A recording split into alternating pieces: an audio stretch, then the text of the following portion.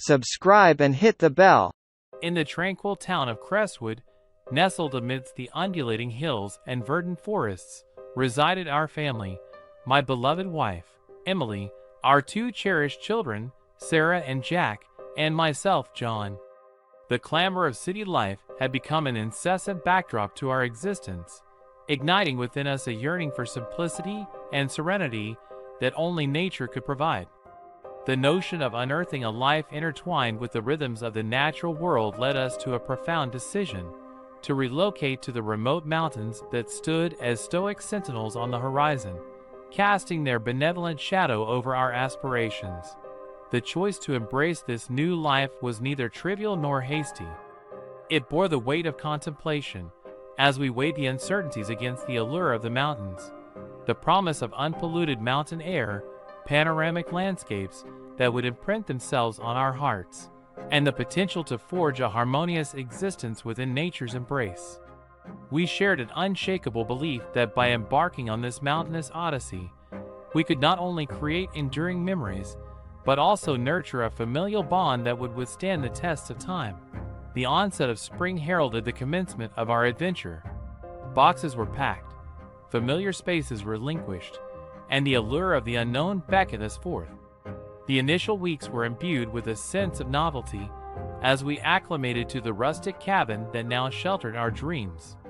But with the passage of each day, the cocoon of familial love cocooned us tighter, teaching us the art of reliance and amplifying our appreciation for the simple joys of existence.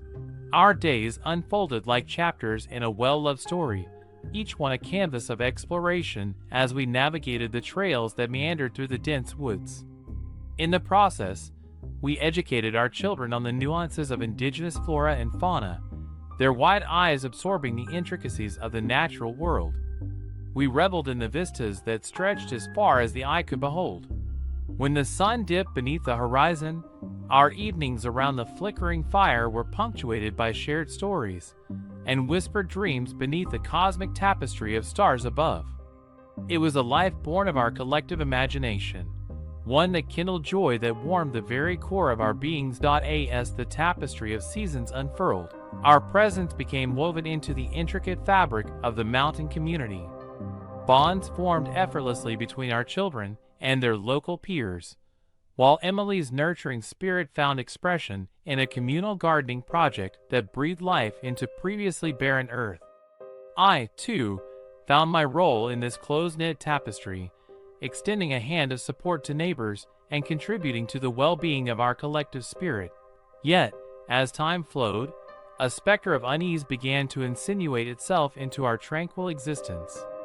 Murmurs of a deranged maniac, rumored to be lurking in the wilderness nearby, cast an ominous shadow over our haven. At first, we brushed aside these whispers, attributing them to the community's penchant for exaggeration.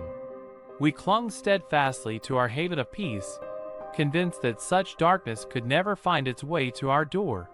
But destiny has a way of entwining itself with the unexpected. One evening, as the sun dipped beneath the horizon, casting elongated shadows that mirrored our growing unease, our tranquil existence was irrevocably shattered. That evening mirrored countless others, replete with the symphony of familial laughter and camaraderie around the dinner table. Our children's voices intertwined with the aroma of shared meals, and Emily's eyes sparkled with warmth and love. In the sanctuary of our cabin, time seemed suspended in the embrace of familial love. As the clock heralded bedtime, a sharp knock resonated through the cabin, fracturing the peace with a jolt. The sound was a discordant note in our symphony of tranquility, a stark reminder of the world beyond our walls. Puzzled glances darted between us, each knock triggering ripples of unease that disturbed the stillness of the room. I rose, my footsteps an echo of both trepidation and determination, closing the distance to the door. The man who stood before me was shrouded in an enigmatic veil of darkness, his features obscured in shadow. Despite the unsettling aura that surrounded him, a surge of protectiveness rippled within me, a father's instinct to shield his family from potential danger. His voice, strained and laden with an unidentifiable urgency, sliced through the silence. He claimed to be disoriented, lost amidst the vast wilderness that lay beyond our cabin's threshold. Emily joined me, her gaze narrowing as she sized up the stranger. Although skepticism flickered momentarily in her eyes, her compassionate nature eclipsed her reservations. In her eyes, the stranger was but a weary traveler in need of reprieve. She proposed extending an offering of sustenance and shelter, a chance for him to regain his bearings before resuming his journey. If only we knew the devastating consequences this decision would soon unleash. In the days that followed, the stranger's presence within our abode became increasingly disconcerting.